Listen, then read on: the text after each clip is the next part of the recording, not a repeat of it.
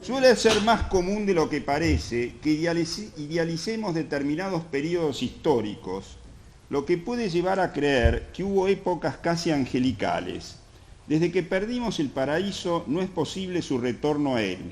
Así, por ejemplo, si bien la Edad Media tuvo un alto grado del sentido de lo sacro y se vivía conforme a esta concepción, ello no implica que se tratara de una sociedad idílica sin conflictos ni tensiones religiosas y políticas. Con relación a la temática de esta disertación, conviene hacer una introducción al panorama histórico previo a los muy graves acontecimientos de todo orden y pelaje que precedieron al reinado de Isabel y durante el mismo, para valorar en debida forma a esa reina sin par, quien logró la unidad de España, la restauración de las instituciones religiosas, fue la patrocinadora de Colón, y por tanto el alma mater de América y la hispanidad, y espejo de todas las virtudes, como la llamó Pedro Margen, mártir de Angelería. Además, para los que ya peinamos canas, al igual que para los jóvenes, viene más que bien el examinar aquellos tiempos pavorosos y terribles, para que dejemos de quejarnos y quejarnos permanentemente de todo lo que nos pasa, pensando que nada podemos hacer. Aproximadamente 100 años antes del nacimiento de Isabel, surge en Europa, proveniente de Asia, una enfermedad misteriosa e irresistible que matará a los hombres en 2 o 3 días como máximo, y a veces en pocas horas. La portaban las ratas y la transmitían las pulgas. Como primeros síntomas aparecían unas manchas negras, de allí que adquirió el nombre de peste negra. Se extendió por toda Europa causando la muerte de 25 millones de personas. Esta peste fue devastadora en todo sentido.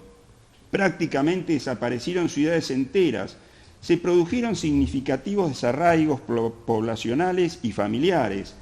Se abandonaron los cultivos e industrias, generándose carestías, hambrunas e inflación, y como suele ocurrir en estos casos, aumentaron considerablemente los hechos delictivos. 30 años después de esta catástrofe, en 1377 sobrevino el gran cisma de Occidente, donde en un momento dado la cristiandad contó con 3 pontífices. Imaginen lo que supuso esta delicadísima situación y el sinfín de disputas canónicas, enfrentamientos, divisiones y altercados de todo orden que padeció Europa. Dicho cisma concluyó recién 4 años antes del nacimiento de Isabel. Cuando Isabel vino al mundo en 1451 apenas habían transcurrido 20 años desde el martirio de Santa Juana de Arco. San Vicente Ferrer, quien murió en el año 1419, predicó que se vivían tiempos parusíacos y que de no enmendarse la conducta de la sociedad sobrevendría el apocalipsis. En 1491 se le entregó la titularidad de la iglesia de San Marcos en Florencia al fraile dominico Savonarola, quien adueñándose de la ciudad se enfrentó abiertamente al Papa Inocencio VIII, al que definió como el más vergonzoso de toda la historia, con el mayor número de pecados, reencarnación del mismo diablo. Posteriormente, y con más virulencia aún, desafió a su sucesor, Alejandro VI, denunciando sus inmoralidades, arbitrariedades y lo que consideraba como la tiranía corruptora demoníaca del Vaticano. Los otomanos venían paseando su cimitarra incendiando la Europa oriental, asesinando hombres, mujeres y niños, conquistando el Asia Menor, se habían lanzado hasta el Danubio, invadiendo la Baja Hungría y dominando gran parte de los Balcanes. En 1453 los turcos se apoderaron de Constantinopla, de Grecia y de Bizancio. Esto fue otra calamidad enorme para la cristiandad al derrumbarse nada menos que el Imperio Bizantino. A más de ello, dentro de la Iglesia se advertían serios signos de relajación y degradación que se irían agravando con el tiempo. Francia e Inglaterra se encontraban exhaustas a causa de la Guerra de los 100 años. En Inglaterra se producía la Guerra de las Dos Rosas, entre las casas de York, cuya divisa era la rosa encarnada, y la de Lancaster, que llevaba como distintivo la rosa blanca. Polonia se enfrentaba a los varones germánicos. Italia se hallaba dividida en distintos estados que rivalizaban entre sí: Roma, Nápoles, Génova, Florencia, Venecia, Sicilia, con la intervención en el conflicto en suelo itálico de Francia, España y Alemania, a lo que se agregaban los estados pontificios. Los restos de húngaros y albaneses se reunían tratando de oponer una desesperada resistencia a la invasión maometana. Estos se preparaban para atacar a Italia y aún mantenían en su poder parte de España, que había sido invadida a través del estrecho de Gibraltar en el año 709 por un ejército de bereberes en el que militaban numerosos judíos africanos. Es dable recordar que los judíos españoles instaron a los moros y bereberes a invadir y ocupar España, y colaboraron abiertamente con los invasores, incluso con la apertura de las puertas de sus principales ciudades. Como premio fueron recompensados con altas magistraturas en Granada, Sevilla y Córdoba. El historiador descendiente de judíos, Amador de los Ríos, a propósito de esta colaboración, afirma: sin amor ninguno al suelo que vivían, sin afección alguna de aquellos que ennoblecen a un pueblo, sin sentimientos de generosidad, solo aspiraban a alimentar su codicia y a labrar la pérdida de los godos, faltándoles el tiempo para manifestar su encono y haciendo alarde de los odios que habían atesorado en tantos siglos. También es cierto que lamentablemente fue vital la ayuda que los invasores recibieron de los propios cristianos, como por ejemplo el obispo Don Opas, quien volvió a sus armas en favor de los sarracenos y les dio la victoria. Todo ello permitió que en escasos 3 años los maometanos se apoderaran de España, con excepción del pequeño reino de Asturias. Recién con la victoria de Carlos Martel en el año 732 en la batalla de Poitiers, podemos decir que a duras penas se salvó la incipiente cristiandad. Más de 7 siglos y un descomunal esfuerzo de sangre, sudor y lágrimas le costó a los españoles la recuperación integral de su territorio. Pero esto aún no había ocurrido cuando nació Isabel, y sería ella y Fernando la que lo lograrían. La cuestión judía. Para obtener la unidad política y religiosa de España, que fue la esencia del reinado de Isabel, era imprescindible y condición sine qua non reconquistar el territorio ocupado por los islámicos y encontrar una solución a la problemática judía, que contaba con una poderosa presencia y mayoritariamente resistía toda tentativa de asimilación. A ello se agregaba, algo más grave aún, la cuestión de los denominados marranos. En 1450, más de 200.000 judíos asistían a la sinagoga existentes en España. Los más adinerados gozaban de considerables libertades. ¿Quiénes eran los marranos? Dichos hebreos eran los que, fingiéndose cristianos conversos, en secreto guardaban sus ritos, sus costumbres y sus propias leyes, mientras que exteriormente aparentaban pasar por católicos. Tales judíos contraían matrimonio con las más altas familias de España, gozaban de los mismos privilegios que los cristianos y poco a poco se fueron encumbrando, adquiriendo riquezas y poder político y financiero. Señalaba Ludwig Prandtl: aquellos convertidos fingidos, llamados marranos por el pueblo, se hicieron con el tiempo tan osados y engreídos que al fin ya no se rescataban de decir que dentro de sus 4 paredes celebraban con celo los actos religiosos del judaísmo y pensaban eternizar, por decirlo así, tal estado de indigna hipocresía en sus hijos y nietos, bautizándolos cristianamente. Claro es que nadie se hizo ilusiones respecto a la sinceridad de los judíos conversos, pero se esperaba confiadamente que sus descendientes llegaran a ser buenos cristianos, y que por tal motivo se llegara poco a poco a la eliminación del judaísmo, pero también estas esperanzas se frustraron. El cronista de la época, Bernaldez, describe la actitud de los supuestos judíos conversos que en realidad secretamente mantenían su religión, diciendo: por la mayor parte eran gente logreras, de muchas artes y engaños, porque todos vivían de oficios holgados y en comprar y vender no tenían conciencia para con los cristianos. Nunca quisieron tomar oficios de arar, ni cavar, ni andar por los campos criando ganado, ni lo enseñaron a sus hijos, salvo oficios de poblados y de estar sentados ganando de comer con poco trabajo. Muchos de ellos, en estos reinos, en poco tiempo obtuvieron grandes caudales y haciendas, porque de logros y usuras no hacían conciencia, diciendo que lo ganaban con sus enemigos, atándose a dicho que Dios mandó en la salida del pueblo de Israel robar Egipto. De todo lo susodicho fueron certificados el rey y la reina estando en Sevilla. El problema de los judíos se iba complicando progresivamente. En el verano de 1467 comenzó entre los conversos y los cristianos viejos de Toledo prácticamente una guerra. Los canónicos de la Catedral de Toledo, algunos de los cuales eran conversos, recaudaban las rentas del vecino pueblo de Maqueda, incluido el impuesto sobre el pan. Este privilegio tan odioso a los pobres medios muertos de hambre fue adjudicado en subasta a ciertos judíos. Así las cosas, un cristiano influyente llamado Álvar Gómez requirió al alcalde que expulsara a los judíos de la ciudad. El alcalde hizo lugar al pedido. Como reacción a esta medida, los canónicos arrestaron al alcalde. Mientras deliberaban qué castigo debían imponerle, Fernando de la Torre, rico caudillo de los judíos conversos, decidió hacer justicia por su mano propia. Hombre brusco y violento, anunció que él y sus amigos habían reunido secretamente 4.000 hombres bien armados, número 6 veces mayor al que los cristianos viejos pudieron juntar. El 21 de junio ordenó a sus fuerzas que atacaran la catedral.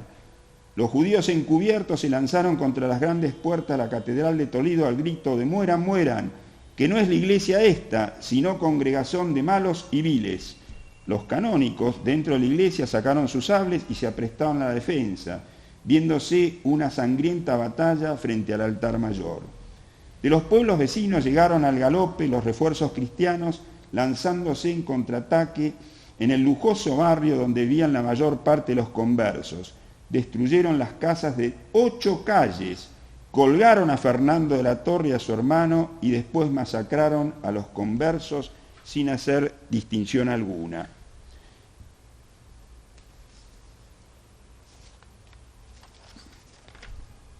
Con relación a los préstamos en dinero, la Iglesia era muy rigurosa y prohibía la usura. De allí que determinados judíos, al no estar sujetos a la jurisdicción de la Iglesia, actuaban como prestamistas o banqueros.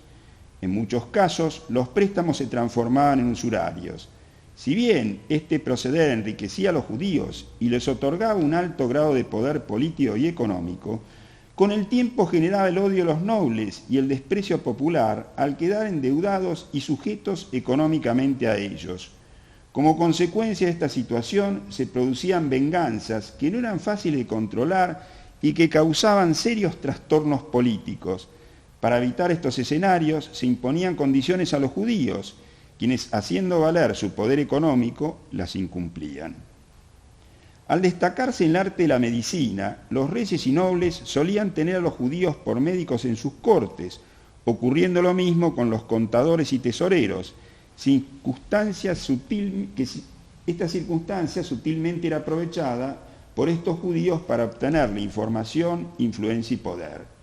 Explica el historiador judío Cecilio Roth, en su libro Los Marranos, que los conversos formaban en el organismo de la nación un extenso cuerpo estaño, imposible de asimilar y muy difícil de abandonar. Fue sin embargo notorio que los conversos eran cristianos solo de nombre, observando en público un mínimo de la nueva fe y en privado un máximo de la antigua. De la misma manera, hubo una gran masa de conversos dentro de la grey de la iglesia cristiana, trabajando insidiosamente por su propia causa, dentro de las diversas ramas del cuerpo político y eclesiástico, condenando en forma abierta muchas veces a la doctrina de la Iglesia y contaminando con su influencia la mano total de los creyentes, la masa total de los creyentes, masa debe ser, total de los creyentes.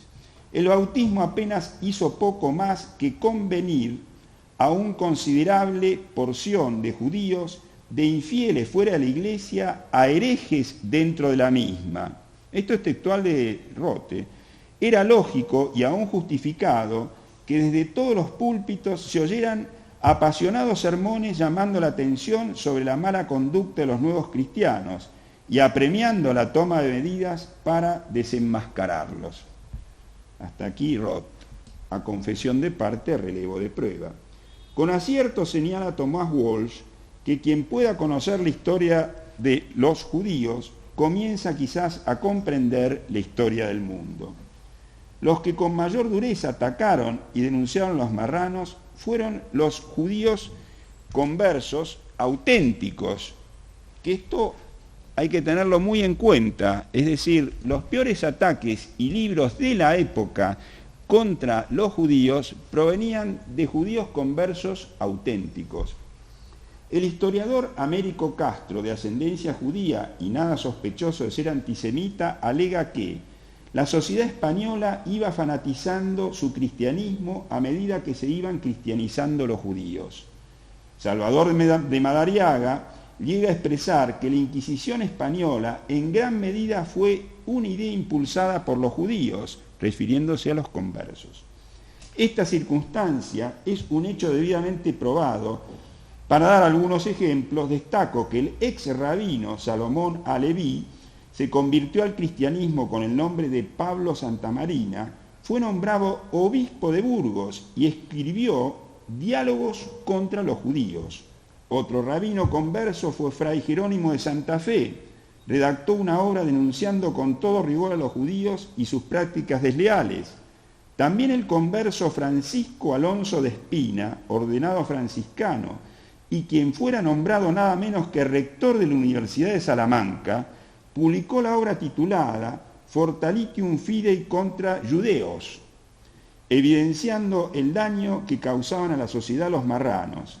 Asimismo, en el apéndice del Defensorium del converso Alonso de Cartagena, se menciona lo declarado por el relator de la Audiencia Real de Toledo, Fernando Díaz de Toledo, también converso, quien sostenía que si algún cristiano nuevo hay que mal use, que el tal sea punido y castigado cruelmente, y yo seré el primero que traeré la leña en el que lo quemen, y daré el fuego, y aún pongo por conclusión que si el descendiente del linaje israelita, ese debe ser más grandemente y cruelmente punido, pues yerra sabiendas, habiendo más noticias de la ley de los profetas que otro. El primer inquisidor general fue Tomás de Torquemada, quien provenía de una familia conversa. El cronista de la época, Alonso de Palencia, comenta que los conversos de Córdoba se habían enriquecido extraordinariamente. Desde entonces se mostraban soberbios y trataban con arrogancia insolente de apoderarse de los cargos públicos, una vez que a precio de oro y contra todas las reglas han conseguido que los admitan en las órdenes de caballería y se organizan en esos clanes, tales que llegan a disponer de 300 caballeros armados, haciendo gala de una audacia sin límites, no se retraen de acelerar a su gusto las ceremonias judaicas. No agotaré la paciencia de ustedes, pero los ejemplos se pueden multiplicar en infinidad de casos.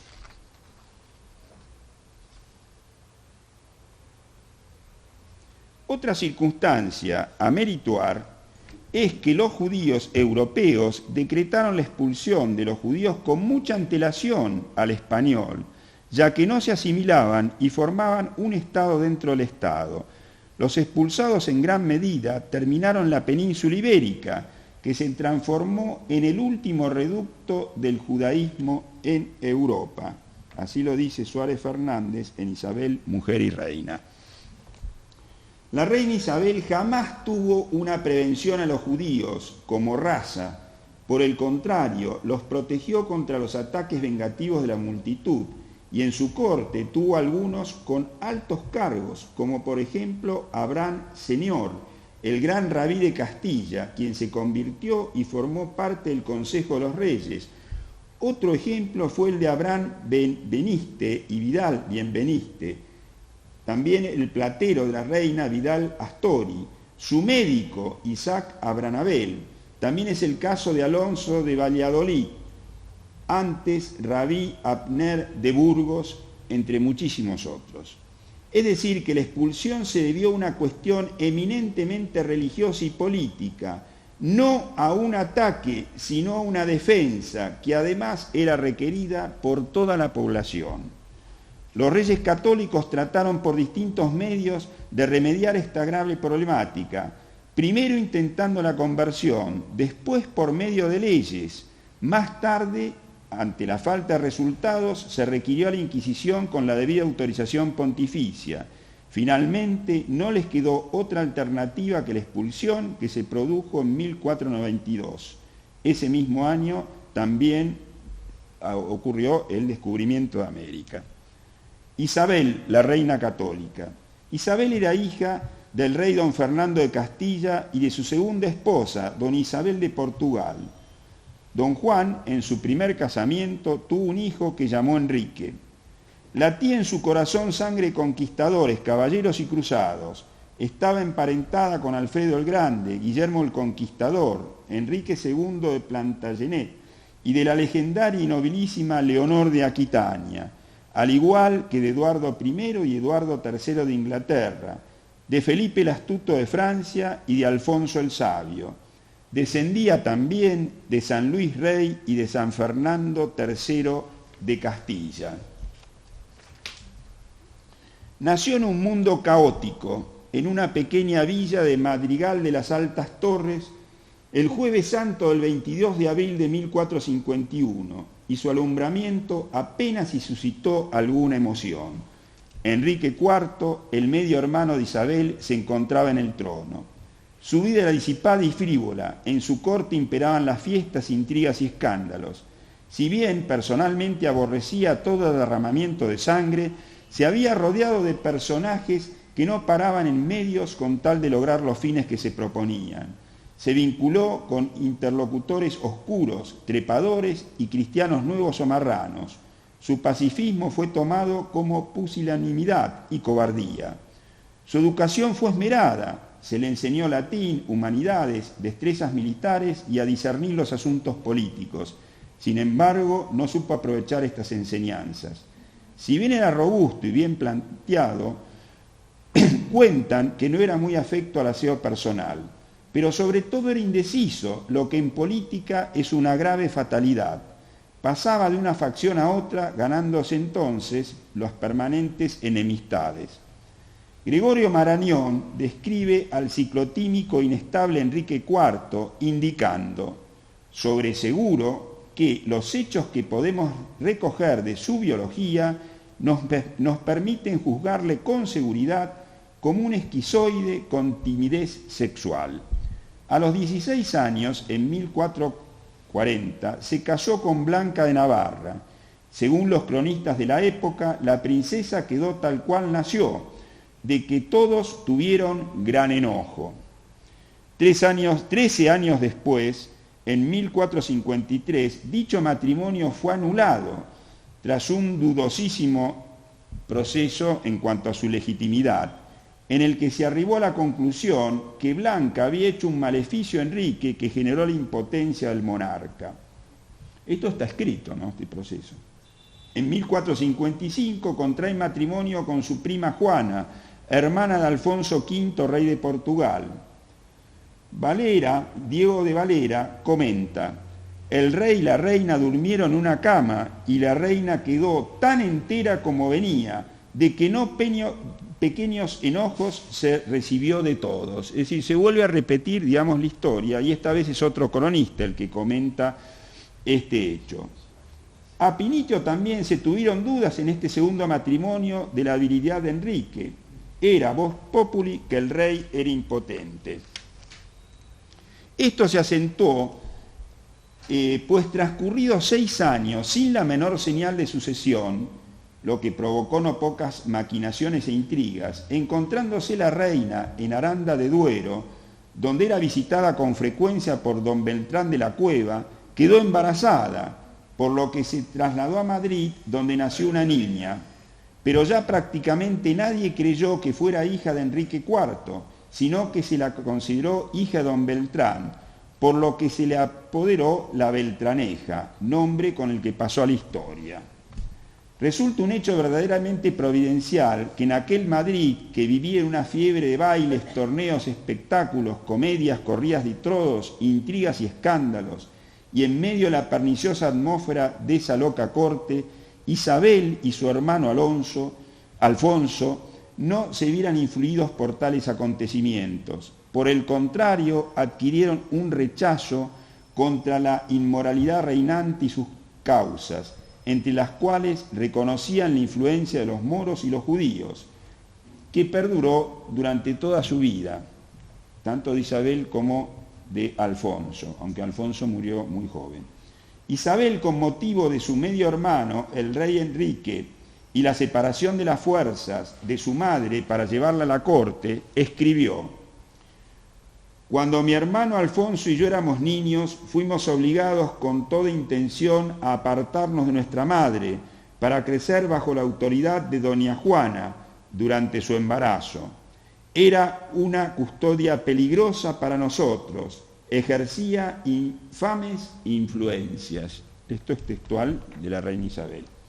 A pesar de todo ello, prodigiosamente Isabel tomó distancia y quedó al margen de los desaguisados de la corona, y recibió una buena educación en la que aprendió a leer y escribir. Posteriormente adquiriría ciertos conocimientos teológicos y filosóficos. Según el catálogo de su biblioteca privada, que ha podido reconstruirse con todo detalle, poseyó más de 400 volúmenes. Ya de temprana edad demostró tener un firme carácter, a más de una aguda inteligencia y un notable sentido común. Tenía la virtud de la observación y procuraba escuchar antes de hablar. Desde muy niña se despertó en ella una profunda piedad y devoción. En numerosas oportunidades solía refugiarse a meditar en la capilla del Castillo de Arévalo, en la provincia de Ávila. Nunca descuidaba sus oraciones. En 1466, mediante una bula de Paulo XII, consiguió autorización para un altar portátil e hizo construir un oratorio para poder acompañar a los jerónimos en sus rezos. En 1477 fue recibida como hermana terciaria de la Orden de los Dominicos en el convento de Valladolid. Si bien desde el primer momento Isabel obedeció a la Iglesia en el plano temporal, en distintas oportunidades desestimó sus disposiciones de los sumos pontífices por considerarlos arbitrarias. Para estas decisiones siempre se valió del consejo de sus asesores, y lo mismo ocurrió con la Iglesia española. Participaba en numerosas obras de caridad y en generosas limosnas que mantenían en secreto, ya que esto fue conocido por los historiadores cuando tuvieron la oportunidad de penetrar en sus libros de cuentas. A su vez se le enseñó música, poesía, pintura, gramática y labores de aguja. Aún se conservan manteles de altares con filigramas de plata y oro bordados por Isabel. Siendo reina continuó con estas labores de costura. En lo que toca a la música siempre tuvo una especial predilección por ella. En sus viajes generalmente llevaba consigo algunos músicos. En su capilla tenía más de 40 cantores muy selectos, además de organistas, tocadores de clavelín, flauta, violín, alud y otros instrumentos. Era una experta amazona y una intrépida cazadora. Desde su infancia había sido prometida en casamiento a distintos personajes. Cuando contaba 7 años, en abril de 1458, como prenda de paz del enfrentamiento entre Enrique IV y Juan de Navarra, se estipuló en casarla con el hijo de este último. Más tarde se acordó que se uniría con Carlos, el príncipe de Viana. Para ese entonces Isabel tenía 10 años. Otro candidato fue Alfonso V de Portugal. También se especuló la posibilidad de que contrajera matrimonio con el hermano de Eduardo IV de Inglaterra. Claro está que contaba que contra lo que pensaba Enrique hubo quienes tuvieron a Fernando como el mejor candidato. En 1464 comienzan en España las denominadas guerras de sucesión castellanas, agudizadas por la pretendida legitimación de Juana la Beltraneja. Determinados nobles, entre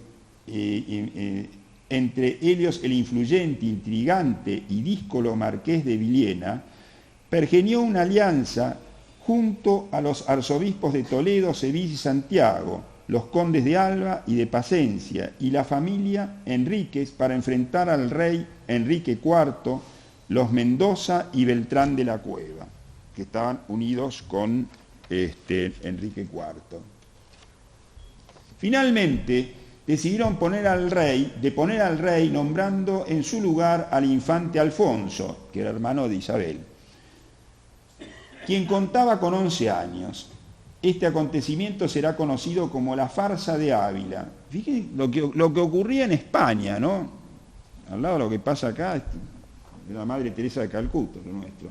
En la plaza principal, el 5 de julio de 1465, se alzó un tablado donde se colocó una figura de madera personificando a Enrique, que vistieron de luto, portando un bastón, la corona y la espada.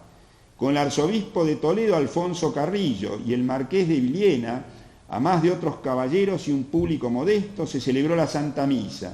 Finalizada la misma, se leyeron las acusaciones contra el rey, mientras le quitaban al muñeco que representaba a Enrique sus investiduras, le gritaban las peores injurias e insultos y después terminaron pateándolo y destrozándolo. Posteriormente subieron al tablado a Alfonso y lo proclamaron rey, procediendo luego a la ceremonia del besamanos. Si bien Alfonso se transformó en un títere en manos de quienes lo rodeaban, llegó a reinar 3 años, hasta su muerte, en una exigua porción de territorio, al no ser reconocido su investidura por la mayoría de los castellanos. En 1466, con el fin de pacificar la situación, el rey Enrique le propone un trato al marqués de Villena. Para ello prometió en enlace a su hermana, la infanta Isabel, con un hermano del marqués, un cristiano nuevo que por ambas ramas tenía sangre judía, igual que Villena, obviamente. Se trataba del marqués don Pedro Pacheco Girón, quien no gozaba de buena reputación, era un disimulado libertino a pesar de ser el gran maestre de la Orden de Calatrava. Precisamente el acuerdo se basaba en que el turbulento y combativo Girón depondría sus armas y se aliaría con su enemigo Enrique, a cambio de la unión con Isabel. Anoticiada de este arreglo matrimonial, Isabel se desesperó y recurrió como siempre a Dios, pidiéndole su ayuda. Se encerró en su cuarto ayunando durante 3 días y durante 3 noches. Permaneció postrada de rodillas ante un crucifijo suplicando fervorosamente a Dios que le mandara la muerte a ella o a don Pedro Girón. Al contemplar la desesperación de Isabel, su dama de cámara, amiga de la infancia y leal confidente, doña Beatriz de Bobadilla, mostrándole un cuchillo, le dijo: «No permitirá Dios, señora, la gran maldad, no, en vida lo sufrirá. Luego que llegare, yo juro y aseguro de quitarle la vida cuando esté más descuidado». Mientras tanto, Pedro Girón, acompañado de un brillante séquito con sus pendones desplegados, se encaramaba prontamente para concretar el matrimonio. El gran maestre de Calatrava pensó que nadie podía impedir esta boda, que lo colocaría en el pináculo del poder. Su salud era de hierro. Llegando a Villarrubia, una pequeña localidad próxima a la ciudad de Villarreal, donde se encontraba esperándolo Isabel, ante lo tardío de la hora, lo malo de los caminos y los peligros que suponía el tránsito nocturno, dispuso pasar allí la noche. Comenzó a sentir un fuerte dolor en su garganta, con elevada temperatura. Sus médicos diagnosticaron una angina. Su salud empeoró rápidamente. Al tercer día la enfermedad se agravaba vertiginosamente y en la madrugada los doctores le indicaban que ya no había nada que hacer, que su mal no tenía remedio, y le preguntaron si quería un sacerdote. Se apoderó de él una salvaje desesperación. Dejó de fingirse cristiano y rehusó recibir los sacramentos o rezar una oración. Al tercer día de su alegre partida, moría blasfemando contra Dios. Don Isabel recibió la noticia de su muerte con lágrimas de gratitud y se dirigió apresuradamente a la capilla para dar gracias a Dios. El panorama de Castilla en 1467 era francamente desolador. Cada hombre parecía luchar con su vecino, cada señor saqueaba las granjas de las ciudades cercanas, como si se tratara de tierras enemigas. Los asesinos, los robos, los incendios, los raptos estaban a orden del día. El mismo gobierno parecía creado para oprimir a los débiles y proteger la avaricia y brutalidad de los fuertes. La peste y el hambre azotaban a los pobres continuamente, mientras los señores feudales no cesaban en sus querellas, lanzándose a guerras intestinas unos contra otros. Se abordaban los carruajes en los caminos, se los saqueaba y en muchos casos sus pasajeros se tomaban como rehenes, exigiéndole un rescate por sus vidas de acuerdo a su condición. Como vemos, la situación era mucho más seria que la de los piquetes que tenemos hoy en Buenos Aires. A las 7 de la tarde se cerraban las puertas de las ciudades y eran muy pocos quienes se aventuraban a salir de ellas, sin escolta, pues se corría el riesgo de ser asaltado, vejado y secuestrado para pedir fuertes sumas de dinero por el rescate. Estos episodios son tan solo una muestra de la fulgente situación de estos tiempos.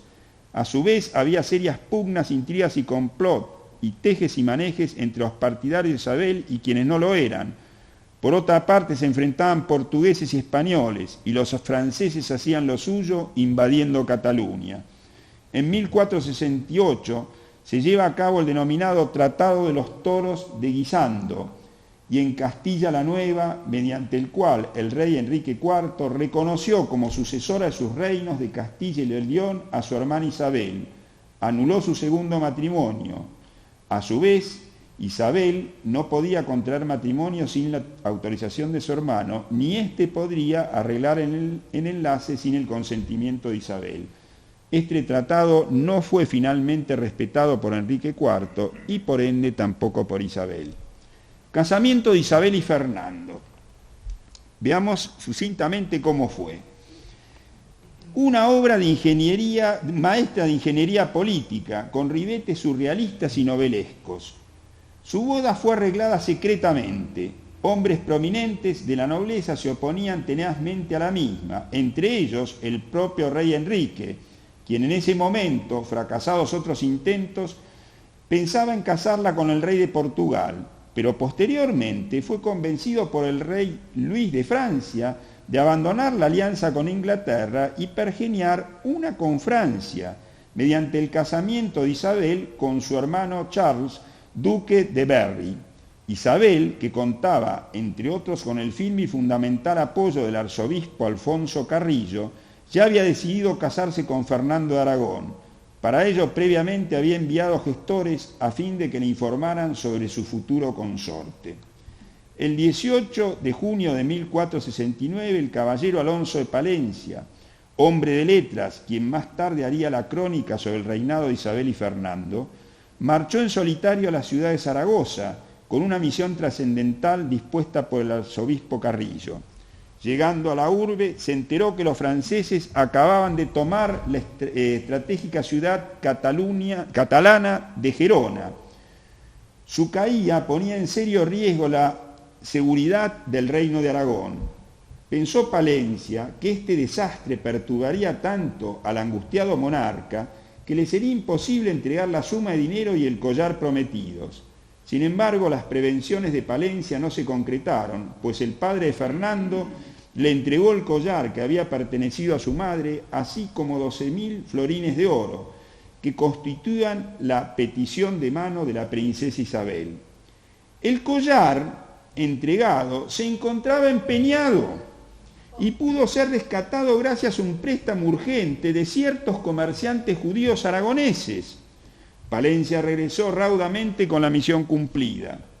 El padre de Fernando, que era un hábil político y que vio el beneficio de la unidad de los reinos de Castilla y Aragón, en combinación con el obispo, fraguó una dispensa papal en razón del parentesco de Isabel y Fernando, quienes eran primos hermanos, por lo que en esa época se requería para que el casamiento fuera válido esa dispensa.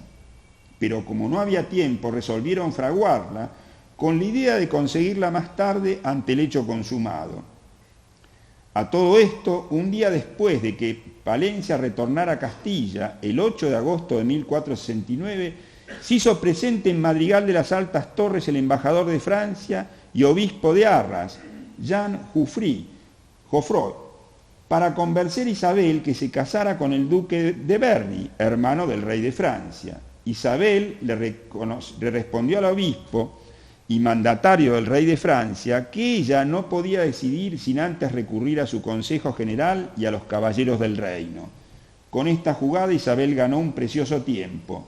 Sin más comenzó a distribuir los florines que le enviara Fernando, recompensando a sus aliados, logrando tranquilizar a sus adeptos. Muchos de los espías que había en la corte le confesaron arrepentidos esta condición. De todos modos, su situación en Madrigal comenzó a tornarse insostenible, por lo que vio partir a un convento cercano. El obispo de Burgos, espía de Enrique IV, la instó a regresar a Madrigal. Isabel se negó. En el momento en que el ambiente se tornaba más apremiante, llegó el arzobispo Carrillo con su ejército y la llevó al convento, con la intención de ocultarse en el predio de Fontiveros.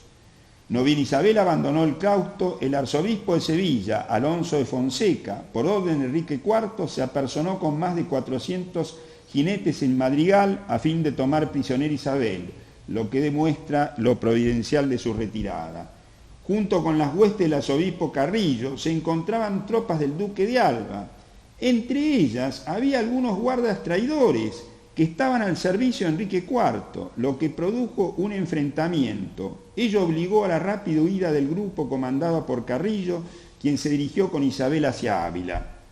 A las puertas de la ciudad fueron advertidos por unos mensajeros que no ingresaran, pues la peste asolaba el lugar y la ciudad se encontraba atiborrada de cadáveres.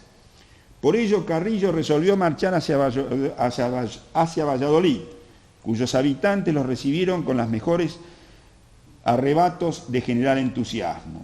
Es dable destacar que poco podían hacer los hombres del arzobispo Carrillo contra las fuerzas muy superiores de Enrique IV. Entonces la persuade Isabel para que acelere la boda, de modo que ante el hecho ya realizado Enrique no pudiera interponerse, comenzando aquí una carrera contrarreloj. En esta atmósfera de inestabilidad y lealtades cambiantes, el arzobispo Carrillo envió a Palencia, Aragón, para buscar a Fernando con el objeto de traerlo a Valladolid y celebrar la boda. El obispo Pedro de Mendoza, que había desertado de la causa de Isabel para pasársela a Enrique IV, reunió un grupo de soldados para capturar al príncipe Fernando. Mientras tanto, la invasión de los catalanes insurgentes y los franceses comandados por Juan de Anjou contra el padre de Fernando, rey de Aragón, generaron gravísimos problemas. Estando financieramente quebrado, no podía garantizar la protección de la entrada de su hijo a Castilla, al no poder brindarle la caballería y la tropa suficiente. Se ideó un plan. El príncipe emprendería su jornada acompañado solamente de 6 caballeros disfrazados de mercaderes por el camino real de Zaragoza, mientras que por uno distinto saldría otra partida para distraer la atención de los castellanos con toda la ostentación de una solemne embajada al rey de Aragón, Enrique IV. No era grande la distancia, Enrique IV, no de Aragón. Era tan grande la distancia que Fernando y su comitiva tenían que atravesar hasta llegar a puerto seguro. Pero el terreno intermedio se hallaba vigilado por patrullas de caballería que impedían su marcha y toda la línea de fronteras, desde Almanasa hasta Guadalajara, se encontraba defendida por una serie de castillos fortificados al cuidado de la familia Mendoza, que estaba con Enrique IV. La partida transitó principalmente de noche. Las vestiduras de Fernando son andrajosas y un gorro desgastado cae sobre sus ojos para no ser reconocido. Preferentemente se movían por caminos poco conocidos. Como portaba el disfraz de criado, Fernando cuidaba de la caballeriza y servía a sus compañeros a la mesa en las posadas donde paraban. Así y con el permanente percance de haberse olvidado el dinero para la expedición de una posada, llegaron a un castillo en un pueblo llamado Burgo de Osama, el cual estaba ocupado por el conde de Treviño, leal a Isabel. Cuando ya oscurecida, transidos de frío, impacientes y exhaustos, golpearon fuertemente las puertas de la fortaleza.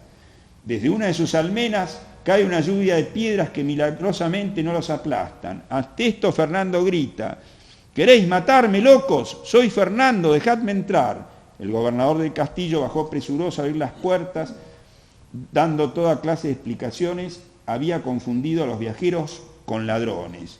Esto lo cuenta un testigo presencial de este hecho, ¿no?, que fue Plasencia el que lo llevaba. No es ocioso recordar que Isabel contaba tan solo con 19 años y Fernando 18. Era tal la pobreza de los contrayentes que debieron pedir prestado dinero para asumir los gastos de la boda. Luego de las fiestas enviaron un mensaje al monarca de Castilla para noticiarle del hecho, pidiéndole su aprobación, asegurándole su leal sumisión, pero Enrique contestó fríamente que hablaría de ello con sus ministros. Si el casamiento entre Isabel y Fernando en 1469 debió sortear enormes dificultades, no fue más fácil lo que vino después.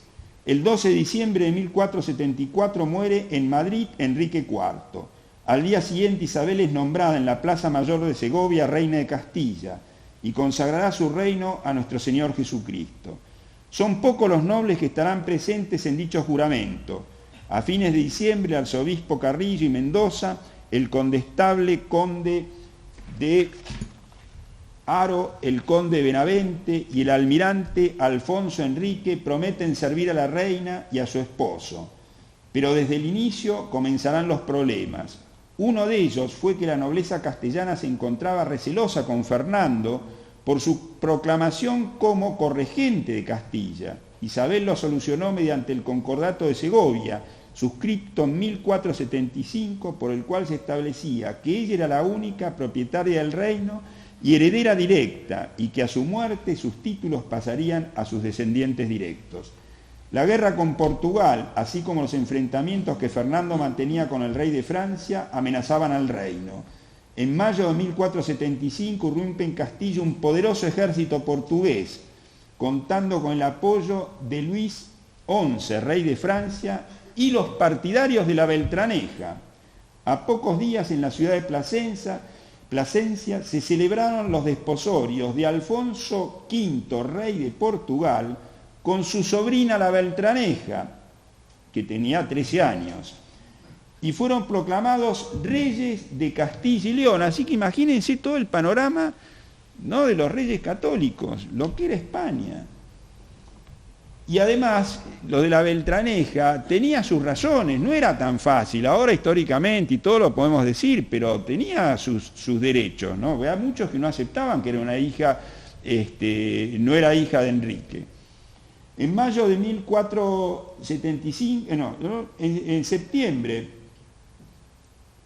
de 1475 se firma un pacto entre Portugal y Francia en el que se establece que si Alfonso triunfa en Castilla se repartirán el reino de Aragón con los franceses.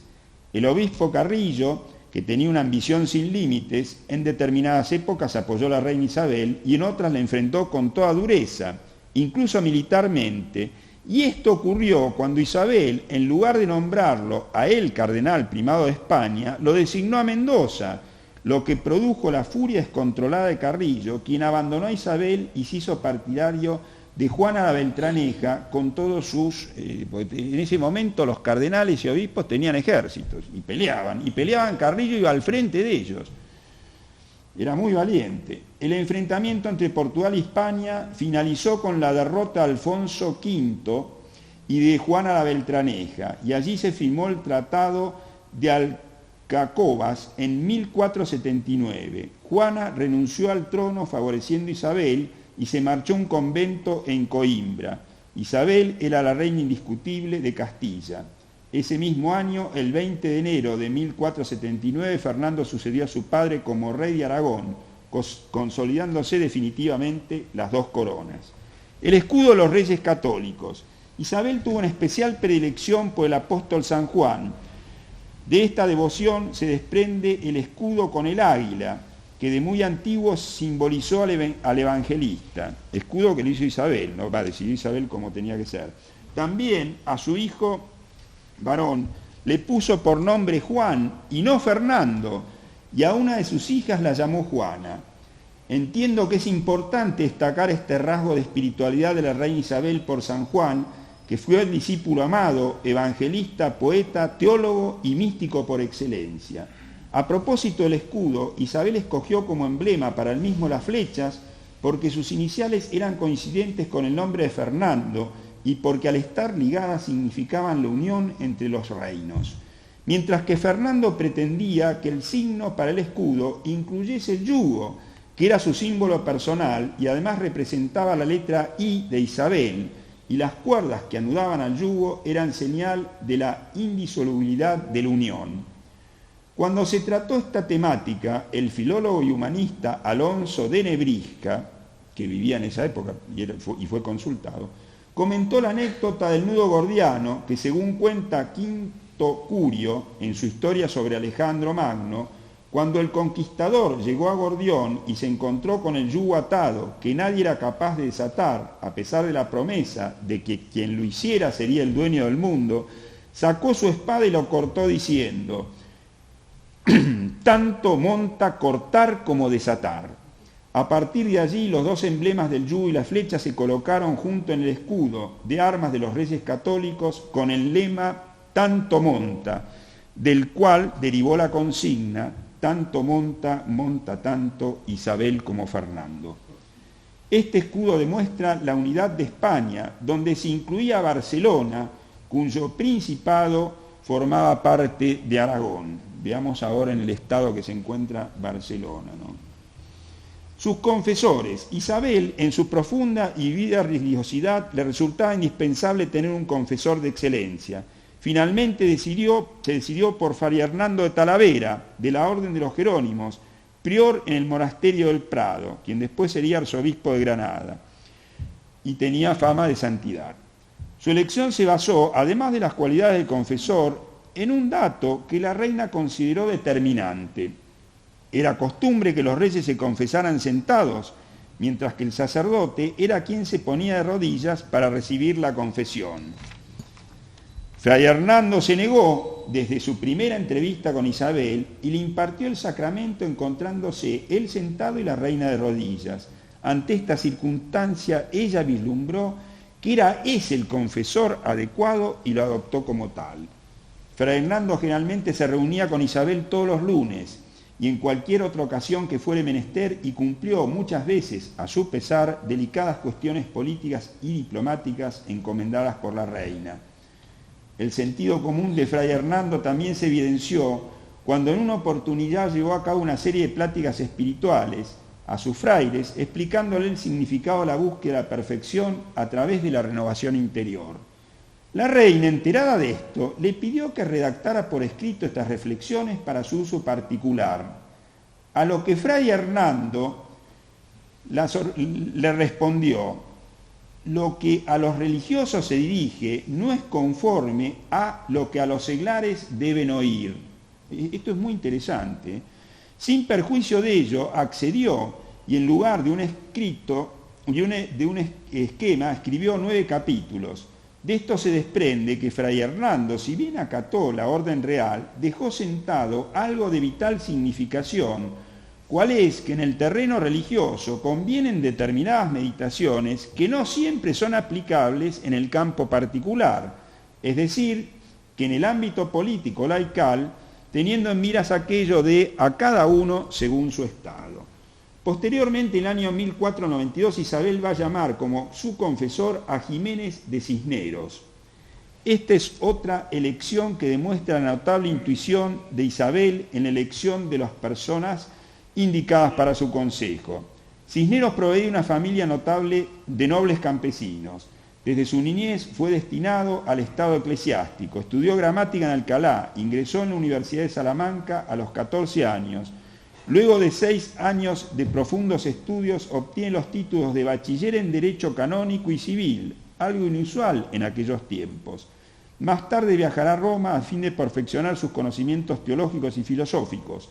Vuelve a España y por medio de una bula obtenida en Roma, tomó posesión del arzobispado de Toledo. El cardenal Carrillo, famoso Carrillo, quien le había ofrecido tal función a un familiar, determinó ponerlo preso tras la negativa de Cisneros a renunciar a su cargo, y lo puso preso. Finalmente, Cisneros logró ser liberado y ocupó la capellanía mayor de la Catedral de Sigüenza, donde profundizó sus estudios de hebreo y caldeo. Sus posibilidades intelectuales y su predicamento lo tenían destinado a cargos eclesiásticos de mayor relevancia. Sin embargo, pudo más su vocación de monje y decidió ingresar como simple franciscano. Su intachable pureza, austeridad y vida de santidad se habían extendido por toda España, llegando a oídos de la reina, quien lo convocó a su corte. Al presentarse con su sayal remendado, sus pies descalzos, causó en Isabel una profunda impresión, la que se acrecentó a partir de oírlo, y allí mismo decidió que fuera su confesor. Al principio hubo una reticencia de Cisneros, quien luego aceptó con la condición que pudiera continuar observando en todo las reglas monacales. Mártir de Algenería, en varias de sus cartas de esa época, refiere la impresión que causó en los cortesanos la aparición del nuevo confesor, en cuyo demacrado cuerpo y grave semblante les parecía más bien estar contemplando a uno de los primitivos anacoretas de los desiertos de Siria o Egipto. Isabel y la Reforma Católica. Una de las preocupaciones principales del reinado de Isabel fue la reforma eclesiástica. Ya en su momento, por intermedio del obispo de Toledo, el famoso Carrillo, logró que éste publicara un edicto en su diócesis en la que, 2 puntos y textual, se prohibía a los clérigos jugar a los dados y vestir trajes de colores vivos, debiendo decir los sacramentos de la Santa Misa al menos 4 veces al año, y los obispos al menos 3, conjurándoles a que no llevasen vida disoluta. Ahí termino las comillas. Y ahí sigue, ¿no? No actuaran militarmente, comillas de nuevo, a menos que se hallaran al servicio del rey o de algún príncipe de la sangre. Tal edicto demuestra el estado de relajación en la que se encontraba la Iglesia española y la urgente necesidad que tenía de su restauración. La vida del clero dejaba mucho que desear y en no pocos casos era escandalosa. Con su confesor Cisneros encontrará la reina al hombre ideal, dispuesto a encarar con la firmeza del caso esta renovación de las instituciones religiosas. Para ello era necesaria una bula papal. Y si bien le costó un considerable esfuerzo a Isabel, finalmente en el 1494 obtuvo del pontífice Alejandro VI la anhelada bula. En 1497, por muerte del cardenal Mendoza, nombró a Cisneros arzobispo de Toledo. La infatigable e ímproba tarea desarrollada por Cisneros, con el incondicional e imprescindible apoyo político de Isabel, hizo de España el brazo más fecundo de la cristiandad, a través de lo que llamamos la hispanidad. No puedo dejar de mencionar la fundación de la Universidad Complutense de Alcalá de Henares en 1499 y la confección de la Biblia políglota, que estaba redactada paralelamente en latín, griego, hebreo y arameo, para el cual se rodeó de los prelados más sabios de su tiempo. Santa Teresa de Jesús y San Juan de la Cruz, por solo citar a los más trascendentes, no podrían concebirse sin esta fundamental reforma eclesiástica encarada por la reina. La rebelión de Lutero, Calvino y los demás reformadores no tuvieron prácticamente ninguna injerencia en España gracias a la oportuna disposición de la reina Isabel, que sembraron la buena simiente de una España que no cayó en las redes revolucionarias del protestantismo. Si las tareas de Isabel se hubieran llevado a cabo en Alemania, en Francia y en las regiones bajas, distinto hubiera sido la suerte de la cristiandad europea. Isabel y la justicia. Cuando Isabel y Fernando subieron al reinado, la situación del poder judicial era apremiante. Un cronista de la época describe sin tapujos, comillas, cruelísimos ladrones homicidas, robadores, sacrílegos, adúlteros y todo género de delincuentes. Nadie podía defender de ello su patrimonio, pues no temían a Dios ni al rey, ni tener seguras sus hijas ni mujeres, porque había gran multitud de malos hombres, algunos de ellos menospreciaban las leyes divinas y humanas, usurpaban toda la justicia, robaban, mataban a mercaderes, caminantes y a hombres que iban a las ferias, ocupaban posesiones y lugares de la corona, saliendo de allí con violencia, robaban los campos de los comarcanos. Asimismo, cautivaban a muchas personas a las que sus parientes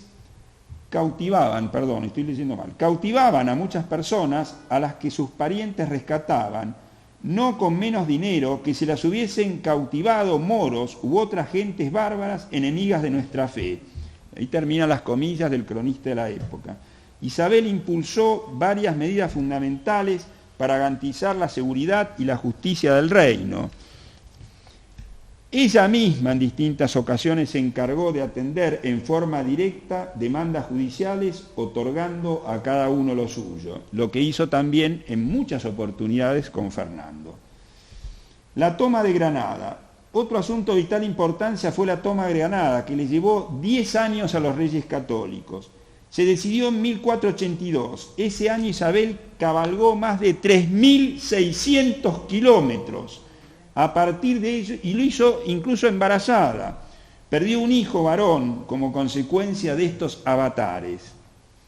Ahí es digno de ver esto, todos los lugares que caminaron y a los que volvieron, porque ahí están las fechas a los que tenían que volver. Realmente esto es una hazaña. 3.600 kilómetros hizo a caballo la reina. En la reconquista de Granada participaron los caballeros más valientes que se puede imaginar. La reina logró lo que parecía imposible, que todos aquellos que la habían enfrentado y que guerreaban entre sí se unían para batirse contra el enemigo común.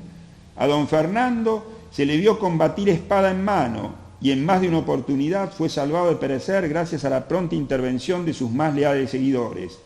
Se obtuvieron épicos triunfos, pero también derrotas, por las cuales la reina derramó lágrimas de pena y dolor.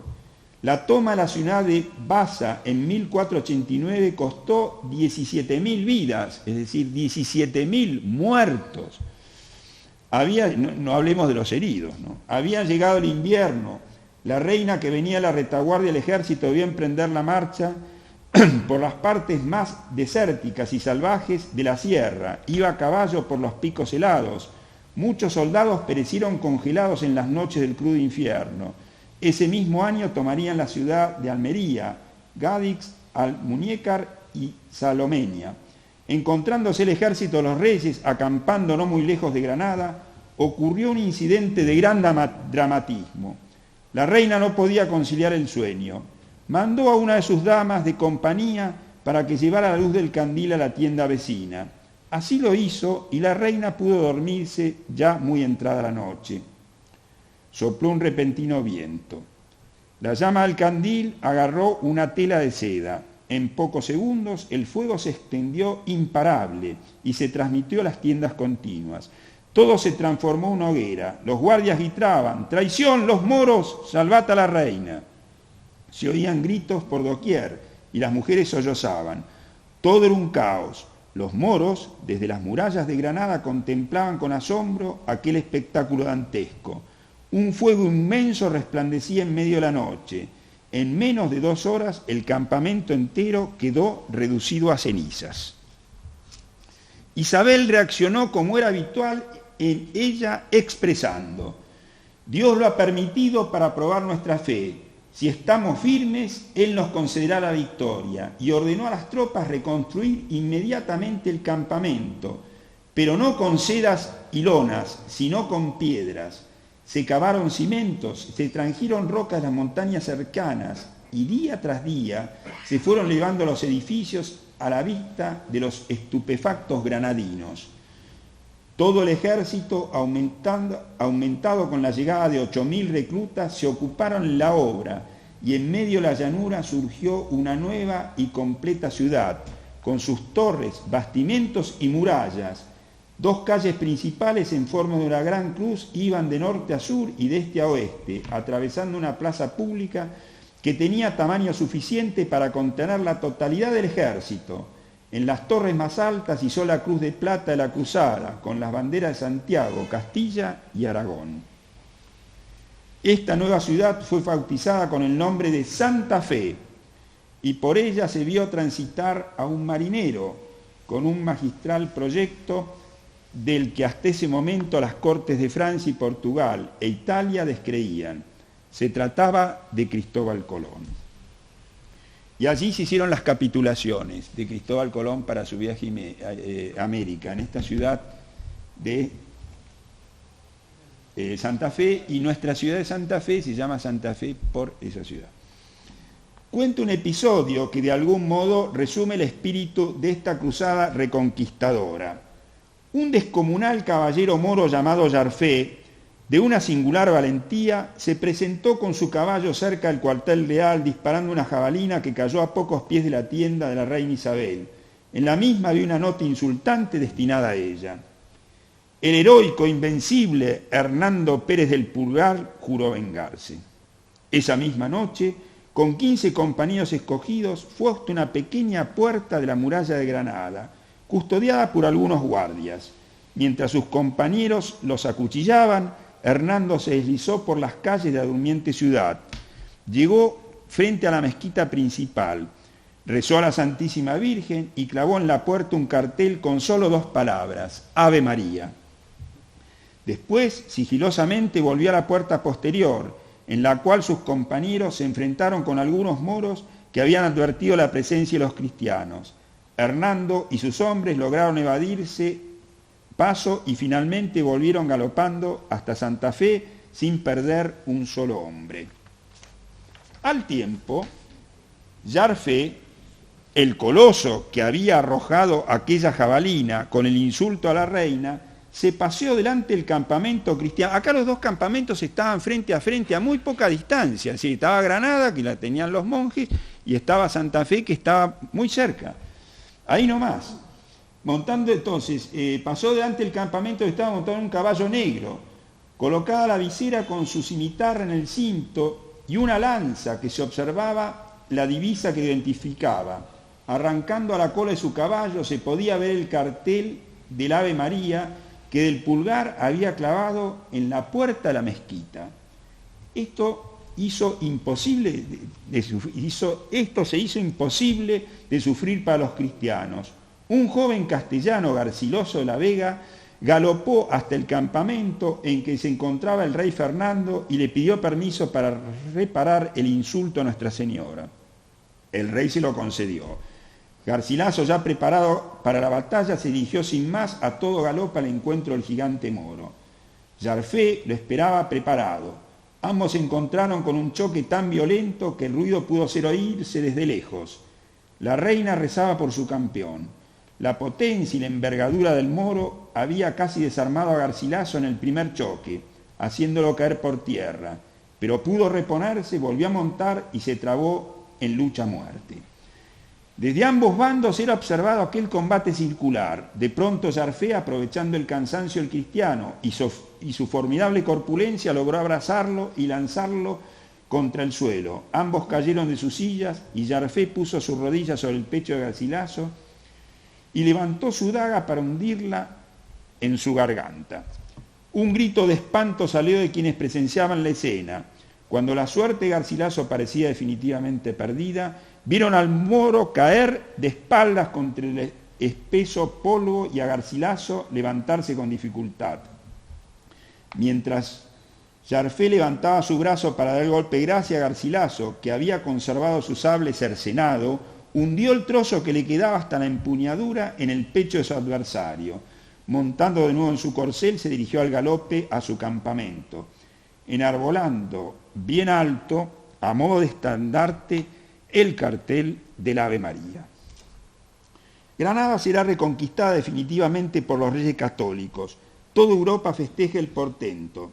Reciben del Papa Alejandro VI el título de Reyes Católicos. En Londres, en la Catedral de San Pablo, Enrique VIII de Inglaterra proclama el portento y dice: este hecho acaba de ser consumado gracias a la valentía y la devoción de Fernando e Isabel, soberanos de España, que para su eterna honra han recuperado el gran reino y rico de Granada y tomado a los infieles la poderosa capital mora, de la cual los musulmanes eran dueños desde hace siglos. Cristóbal Colón. La epopeya misional y fundacional de Cristóbal Colón será solo posible por el apoyo irrestricto de los reyes católicos. El Papa León XIII lo describirá como una obra sin parangón en la historia humana. García Moreno, en el libro Idea de la Hispanidad, dirá que la providencia confirió a España dos empresas ingentes, la de poner su cuerpo y su sangre a los maometanos, asegurando las fronteras de Europa, y de crearse una conciencia de unidad y destino que va a explicar muchos de los caracteres típicos de la hispanidad. Con el invariable y admirable reinado de los reyes católicos se forja definitivamente el hombre español y su ser hispánico. España sale de sus fronteras y se plasma ese plus ultra, ese ingreso mediante el ideal de la hispanidad en la historia universal. La cruz, el arado y la espada. Cuando se tuvo noticia del descubrimiento del Nuevo Mundo, la inquietud de Isabel la Católica se centró en una obra civilizadora y misional de la cual existen acabadas pruebas. Al morir dejó establecido en su testamento que los indios, comillas, no reciban agravio alguno en su persona y bienes, mas manden que sean bien y justamente tratados, y si algún agravio han recibido, lo remienden y provean, de manera que no se exceda alguna cosa de las que por letras apostólicas de la dicha concesión nos es exigido y mandado. Además se ocupó en dicho testamento de que se preocupara atraer y convertir a los pueblos indígenas a nuestra santa fe católica, señalando que nuestra principal intención fue, al tiempo que le suplicamos al Papa Alejandro VI, de buena memoria, que nos hizo dicha concesión, de procurar, inducir y atraer a los pueblos de ellos y convertirlos a nuestra santa fe católica, y enviar a las dichas islas y tierras firmes prelados y religiosos, clérigos y otras personas devotas y temerosas de Dios, para instruir los vecinos y moradores de ella la fe católica y adoctrinarlos y enseñarles buenas costumbres. Concluyó diciendo que así lo hagan y cumplan, sea este su principal fin. Su descendencia. Juana tuvo con Fernando 5 hijos que llegaron a la edad de contraer matrimonio: Isabel, Juan, María y Catalina. Para la educación de su hijo Juan hizo principal responsable a Fray Diego de Deza, un hombre de gran saber y que tuvo una intervención decisiva en el proyecto de Cristóbal Colón. Su hija mayor Isabel se casó en 1490 con el príncipe portugués Don Alfonso, quien moriría poco después al caer de su cabalgadura. Isabel retornó a España abatida por el dolor y se negaba a contraer nuevas nupcias, hasta que finalmente, transcurridos 7 años, se casó con Manuel I, rey de Portugal, en octubre de 1496. Al año siguiente tendría lugar las bodas de Juana con el archiduque Felipe, el Hermoso, soberano de los Países Bajos y posible sucesor de su padre Maximiliano al Sacro Imperio. Ese mismo año, 1497, Catalina se casará con el príncipe Arturo, heredero de la corona de Inglaterra. Se casará también Juan con la princesa Margarita de Austria, hija del emperador Maximiliano, en abril de 1497. El panorama no podía ser mejor. Después de tantos esfuerzos y sacrificios, de una labor ímproba y sin par, se había logrado la unidad de España, el engrandecimiento del reino y el epopéyico descubrimiento de América. Su hija Isabel se asentaba en el trono de Portugal. Juana era emperatriz de Alemania y probable reina del Sacro Imperio. Catalina en camino a ceñir la corona de Inglaterra, y el príncipe Juan sería el heredero de los reinos de España que se extendían a Sicilia, Nápoles y toda Hispanoamérica. Sin embargo, al poco tiempo empezará para la reina su vida dolorosa. El calvario final de la reina Isabel. Su hijo, el príncipe Juan, muere como consecuencia de unas fiebres en octubre de 1497, en Salamanca, mientras iba en camino para el casamiento de su hermana. Contaba con 19 años y apenas hacía 6 meses que había contraído matrimonio con la princesa Margarita. Su madre no pudo estar presente ni darle el último adiós en su lecho de muerte. Isabel sintió enormemente la pérdida de su hijo y si bien la aceptó con cristiana resignación diciendo el Señor me lo dio, el Señor nos lo ha quitado, en adelante su vida ya no fue igual. Meses después Margarita, la mujer de Juan, dio luz a una hija que murió en el parto, lo que acrecentó el dolor de la reina ante la muerte de su nieta. Los derechos hereditarios de Juan pasarían a su hermana Isabel.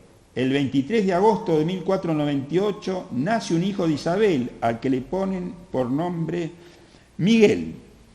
Pero desgraciadamente Isabel muere en el parto. Otra espada de dolor se clavó en el corazón de la reina con la muerte de su hija mayor, quien era su predilecta y siempre se encontró muy unida e identificada a ella.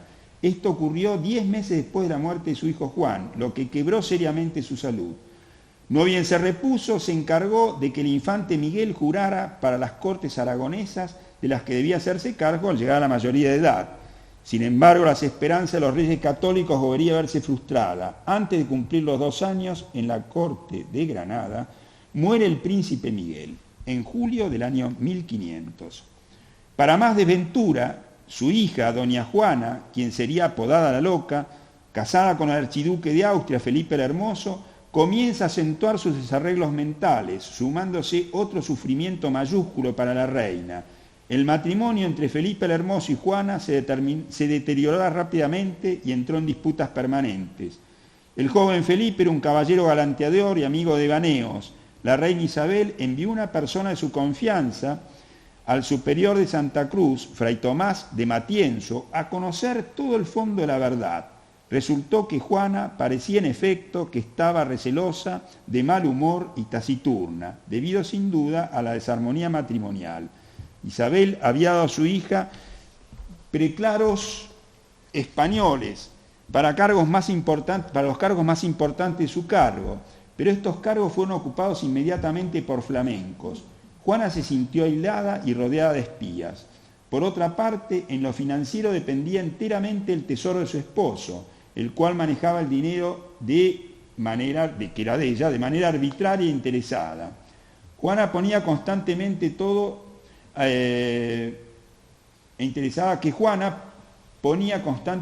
a toda su servidumbre en indignos aprietos, porque no le alcanzaba el dinero a Juana para pagar a sus servidores.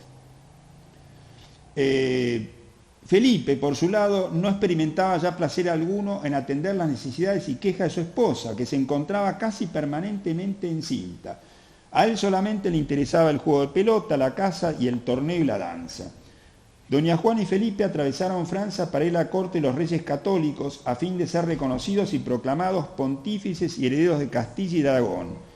Los festejos se debieron suspender ante la noticia de la muerte del príncipe Arturo de Inglaterra, quien era el marido de doña Catalina, hija de los reyes católicos.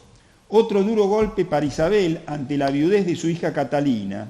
Este acontecimiento será devastador para la historia de Europa, pues Catalina acabará casándose con Enrique VIII, que finalmente la repudiará y sufrirá humillaciones hasta su muerte. Lo más grave es que de haber reinado en Inglaterra junto a Arturo, seguramente no se hubiera producido el quebrantamiento de Enrique VIII con el papado y consiguientemente con la cristiandad, evitándose todas las nefastas consecuencias que se derivaron de esta ruptura. Felipe el Hermoso, a quien España le caía muy mal, retornó con sus cortesanos a su reino. Mientras Juana estaba embarazada, se quedó en la corte con su madre Isabel. Durante el embarazo, Juana tuvo alucinaciones y trastornos preocupantes. Los reyes tenían la esperanza de que desaparecieran con el nacimiento del hijo, a quien pusieron Fernando, que fue hermano del futuro Carlos V y quien sería este Fernando rey de Alemania.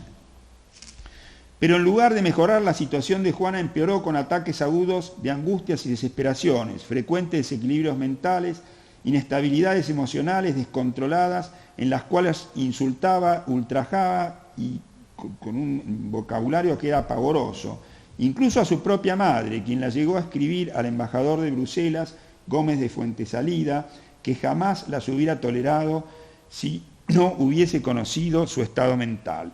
De más está decir el dolor de Isabel al ver a su hija Juana, que había perdido la razón, para peor, considerado que estaba casada con un incapaz para una verdadera tarea de conducción y gobierno, que tendría los derechos sobre el reino de Castilla, porque lo que le espantó a la reina, y se murió con ese dolor, que en definitiva iba a quedar esto en manos de un príncipe que no tenía agallas para eso, ¿no? Que era Felipe el Hermoso. Pese a todo, Isabel, con una voluntad sobrehumana, seguiría ocupándose de sus deberes de gobierno, atendiendo los despachos, manteniéndose informada con toda lucidez y acierto. Se anoticia el triunfo del gran capitán González Fernández de Córdoba, que logra la rendición de los franceses en Gaeta, por la que Nápoles queda en poder de los españoles. Los reyes católicos, el 11 de febrero de 1504, firman un tratado con Luis XII de Francia, por el cual el reino de Nápoles quedará definitivamente en manos españolas. El 30 de mayo la reina Isabel le remite una carta al Papa pidiéndole que reprima a todos aquellos que impugnen la Inmaculada Concepción. Fíjense lo que era la reina, ¿no? Ya de muerte, estaba ya para morirse, ya estaba en cama incluso, y le escribe al Papa: esto es increíble. El 29 de noviembre de 1504 en Medina del Campo morirá, tan santa y católicamente como vivió, conforme lo manifestó el rey Fernando en el parte oficial. Posteriormente será trasladada a la capilla de Granada. Concluyo, aunque es un poquito todavía queda una lectura, pero realmente es fantástico esto, la entrada para no terminar con la muerte de Isabel, y cómo redacta, y en filial homenaje a ella, ¿no? Cómo redacta Salvador de Madariaga la entrada triunfal de los reyes católicos a Granada. Y dice así Salvador de Madariaga: el 2 de enero de 1492, bajo el claro sol de Andalucía, el rey Fernando cabalgaba hacia la ciudad de Granada, último joyel de su corona todavía en manos de los infieles, obsesión y ensueño durante más de un siglo de todos sus antecesores. Vestido con sus galas más ricas, jinete sobre un caballo enjaizado con brocado rojo y guarnecido de oro, cabalgaba a la cabeza del escuadrón más brillante de caballeros que jamás se había visto hasta entonces, ni en España ni en parte alguna. Los duques y maestres, marqueses y condes que en los últimos 10 años, día a día, año a año, habían ido conquistando con él, paso a paso, castillo a castillo, villa a villa, el rico reino de Granada, cuya capital iba entonces a recibir de las temblorosas manos de Boabdil el Chico. Allí estaba el cardenal de España, Pedro González de Mendoza, uno de los espíritus magistrales de aquella edad austera. Allí el poderoso maestre de la Orden de Santiago, los duques de Medina, Sidonia y de Cádiz, don Alfonso de Aguilar, el marqués de Vilena, el conde de Ureña, el siempre activo y omnipresente conde de Cabra, terror de la morisma, y con ellos gran número de prelados y caballeros, masa viva de púrpura, seda y brocado, que avanzaba danzando al sol de destellos de oro y plata, al grácil ritmo de los caballos árabes y andaluces, a los españoles para los cargos más importantes de su corte. A la sombra de un bosque de banderas, pendones y estandartes, sobre el que descollaba en triunfo la cruz de oro y la bandera real de Castilla. El rey entregó las llaves al conde de Tendillas, vástago de aquella ilustre casa de Mendoza que había dado ya a España tanto de sus mejores soldados y eclesiásticos, y uno de sus mejores poetas, el marqués de Santillana.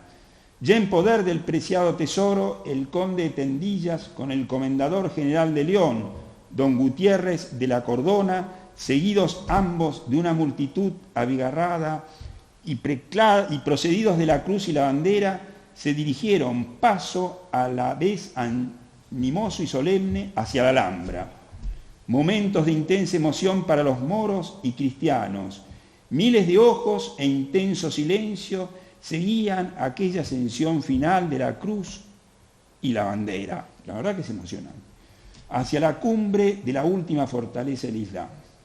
Y poco después, mientras los reyes de armas proclamaban a voces Granada, Granada, por el rey Fernando y la reina Isabel, la cruz primero, la bandera real después, se alzaban sobre el cielo azul dominando las torres de Comares. Ni trompetas ni tambores, ni un compás siquiera de aquella música cortesana y alegre que era la reina tan aficionada. Pero en el silencio, en aquella batían miles de corazones. La capilla de cantores de la reina que la rodeaba entonó los solemnes acentos del himno de gracia de la iglesia. Te Deum laudamos, y la reina cayó de rodillas y rompió a llorar. Realmente es espectacular, ¿no?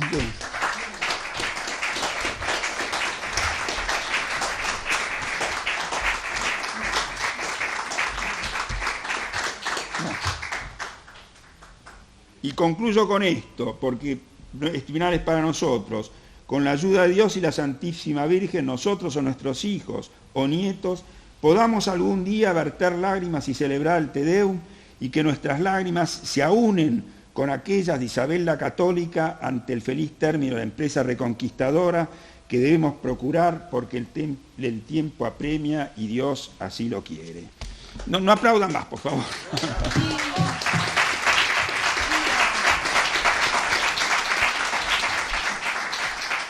A Isabel.